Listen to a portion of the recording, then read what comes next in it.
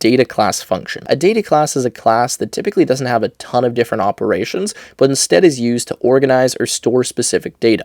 In this case, we might have a person class where we want to store a name, age, and job. Now, we could have some functionality on this class as well, but typically what we're going to need for this class is something like an initialization, we're going to need a representation, we're going to need maybe a way to check for equivalence between these two objects. Now, the data class decorator pretty much does all of that for us. It actually implements all of those methods based on the different attributes that we define with their respective types. So all I do is say that I want a name that's a string, an age that's an int, and a job that's a string. And when we have this data class decorator on top, it automatically implements the initialization, so underscore underscore init underscore underscore, the repr, so underscore underscore repr underscore underscore, and the equal method. This allows us to utilize this object very quickly without having to define all of those ourselves.